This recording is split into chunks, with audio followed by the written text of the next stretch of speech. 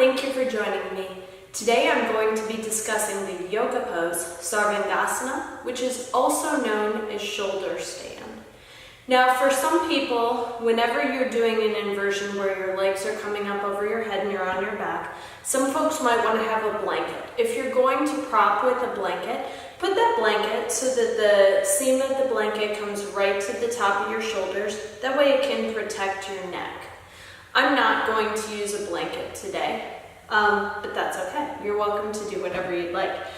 Okay, so for shoulder stand, it's going to be really comparable to halasana, which is plow, in terms of how you start to get up, but then we're going to work on straightening the legs straight toward the ceiling. So as you can imagine, as we do that, it's going to take a lot of core work. It's going to take work from your glutes. It's going to take work from your inner thighs to get your legs all the way straight and up toward the ceiling. You can do a half version where your bottom is sort of peeked out, and that's fine.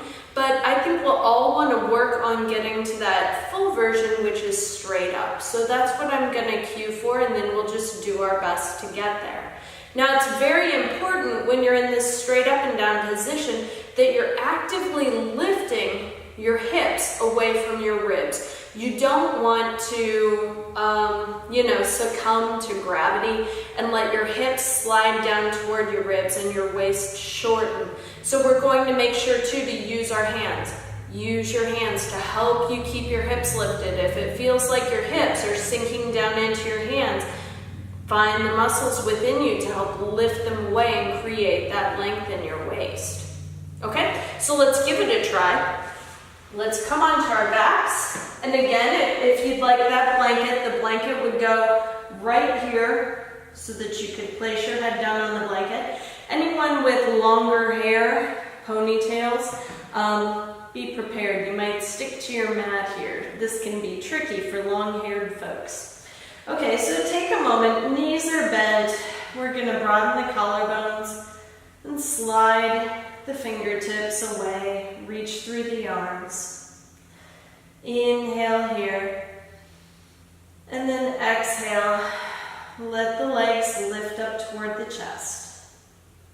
Active arms, palms are gonna press down into the mat. We've got all of the bandhas engaged. Abs are to the spine. Inhale here. Exhale, up and over. And the hands hop in to help. Now, I'm walking my elbows toward each other. I'm lengthening the back of my neck. And I'm really trying to open across the front of my chest. I'm lifting my hips away, and I am trying to do my very, very straightest shoulder stand. Make sure your gaze is up at your toes.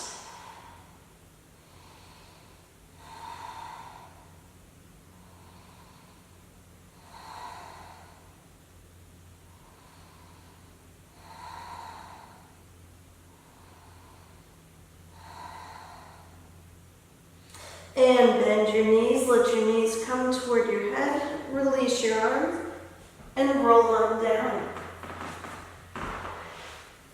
Now if you'd like, you can try that again. You can always try 1 to 3 of those in your practice, but you don't need to do a great number of them. They are inversions though, so that's a good way to get a little bit of inversion into your yoga practice. I hope that you have enjoyed this video. If you have, please give it a thumbs up and subscribe to my YouTube channel. Also, you can find me on Facebook, Pinterest, and at www.custompilatesandyoga.com. Thank you.